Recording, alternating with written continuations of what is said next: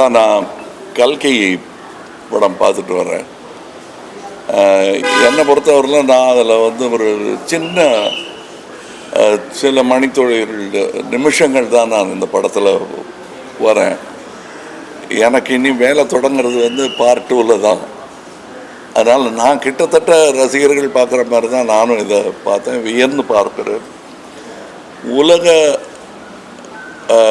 Entertainment அதை நோக்கி இந்திய சினிமா நகர்ந்து கொண்டிருக்கிறது என்பதற்கான பல அடையாளங்கள் சமீப காலங்களாக வந்து கொண்டிருக்கின்றன.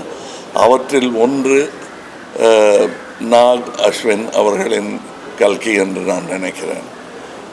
ஏன்னா நம்மளுடைய ஆயுதங்கள் ரொம்ப கையால் செய்த ஆயுதங்களாக இருந்தாலும் அதோடைய வலிமை உலகம் பூரா பேசப்படும் என்பதற்கு அடையாளமாக சயின்ஸ் ஃபிக்ஷன், மித்தாலஜி எல்லாத்தையும் கலந்து எந்த அளவுக்கு அது எம்பாரஸ்மெண்ட் இல்லாமல், மத சார்பும் ரொம்ப இல்லாமல் அதை ரொம்ப கிளவராக பண்ணியிருக்காங்க.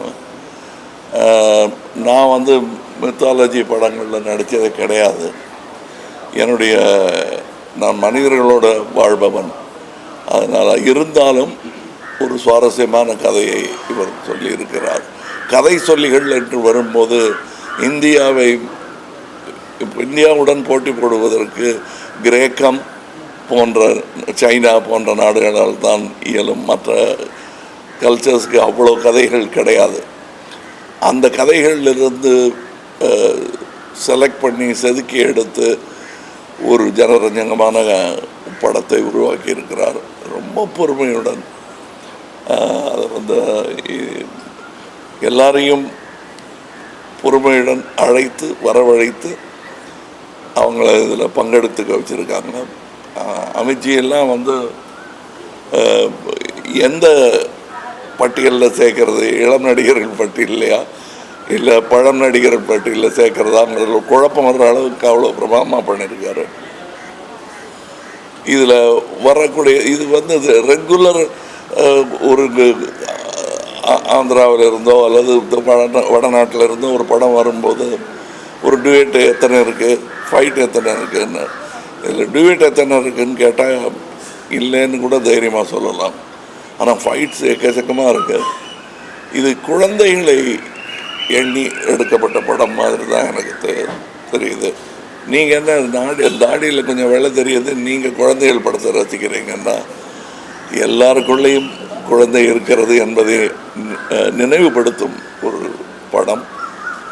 இது ரெகுலராக வர்ற பாட்டுகள் அந்த மாதிரியெல்லாம் பண்ணாமல் வித்தியாசமாக ஆனால் ஜனரஞ்சகமாக செய்திருக்கும் ஒரு முயற்சி. இந்த முயற்சியில் என்னாலும் கைகோர்க்க முடிந்தது என்பதில் மகிழ்ச்சி. இனியும் இந்த கூட்டு முயற்சி தொடரும் என்பது தான் எனக்கு மனதில் சந்தோஷமாக இருக்கிறது.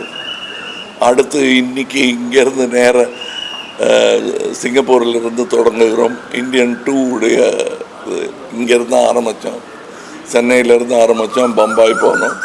இப்பொழுது அடுத்த பயணம் அதற்கு தொடங்குகிறேன். ரொம்ப சந்தோஷமாக இருக்குது. இதை பற்றிய செய்திகள் எல்லாம் உலகெங்கிலும் இருந்து வந்து கொண்டிருக்கிறது. நல்ல செய்தியாக இருக்கிறது. இது இந்திய திரைப்பட தொழில் அதற்கே வலு சேர்க்கும் என்று நான் நம்புகிறேன், ஆசைப்படுகிறேன். ஆடியன்ஸோட ஃபீட்பேக் வந்து ரொம்பவே ஆச்சரியமா இருக்கு சார். ஸ்க்ரீன் பிளே பற்றி பேசுறாங்க, ஃபர்ஸ்ட் ஹாஃப்ல இடியே வச்சாங்க சொல்லி பேசுறாங்க. ஆடியன்ஸோட ஃபீட்பேக் நாங்க தியேட்டரா போய் ரிவ்யூ சொல்லுங்க, நீங்க சொல்லுங்க. அப்போ ஃபீட்பேக் ரொம்பவே சூப்பரா இருக்கு. ஸ்கிரீன் பிளே பத்தி பேசுறாங்க, டெக்னிக்கல்ஸ் பத்தி பேசுறாங்க. இந்த மூவி இன்னொரு படத்தோட ஒரு சில சாயல் இருக்குன்னு சொல்லி பேசுறாங்க. ஸோ இது ஆடியன்ஸோட நாலேஜ் வந்து நீங்க எப்படி சார் பாக்குறீங்க? இல்ல ஆடியன்ஸுக்கு தெரியாதுன்னு சொல்றது, ஜனங்கள் இப்படித்தான் சொல்றதெல்லாம் வந்து இயலாதவரின் கூற்று. அது நான் சொல்லவே மாட்டேன். இதெல்லாம் புரியாது, நம்ம மக்களுக்கு இதெல்லாம் புரியாதுன்னு சொல்றது. அது எப்படி பாட்டு இல்லாத ஒரு ஜேம்ஸ் பாண்ட் படத்தை கூட்டமாக போய் பார்த்துட்டு வர்றாங்க. பாஷையும் புரியாமல் நல்ல டெக்னிக்கு தமிழனுக்கு புரியாதுன்னு சொல்றது வந்து ஏற்றுக்கொள்ளவே முடியாது. மொழியே இல்லைனாலும் தமிழர்கள் வந்து நல்லா இருந்ததுன்னா பார்ப்பாங்க. நான் சின்ன பையனாக இருந்தபோது செம்மீன் ஒரு படம் மொழி மாற்றம் கூட செய்யப்படல, சப்டைட்டில் கிடையாது. நான்லாம் 2 வாட்டி பார்த்தேன். எதுக்காக பார்த்தேன்னு இப்போ கேட்டால் எனக்கு சொல்ல தெரியாது. ஆனால் எல்லாரும் போய் பார்த்தாங்க. சென்னையில் 100 நாள் ஓடிச்சுன்னு நினைக்கிறேன், ஞாபகம் இல்லை. அதே மாதிரி தான் நீங்கள் மரோ சரித்திரா என்ற படத்தை எந்த டப்பிங்கும் இல்லாமல் தெலுங்கு படமாகவே அது இங்கே ஓடி இருக்கிறது. நம்ம தான் கலைக்கு மொழியை திணிக்கிறோம். அதுக்குள்ள சினிமா என்பது தனி மொழி. அதற்கான உதாரணம் இதில் தெரிகிறது. அந்த மொழி தன்னுடைய பலத்தை இன்னும் அதிகரித்துக் கொண்டே இருக்கிறது. வழக்கமாக இருக்கக்கூடிய பண்டிதர்கள் சொல்லும் சினிமாவிலிருந்து மாறுபட்ட சினிமா அது. ஒரு பக்தி சினிமா இப்போ எடுத்தா இப்படி இருக்குமான்னு சொல்ல முடியாது. ஆனால் அதுவும் இல்லாமல் இதுவும் இல்லாமல் சயின்ஸ் ஃபிக்ஷனையும் இதையும் சேர்த்து செய்த கலவை நல்ல யுக்தி என்று நான் நினைக்கிறேன். ஏன்னா தேவையில்லாத கேள்விகளை அதில் கேட்கவே முடியாது.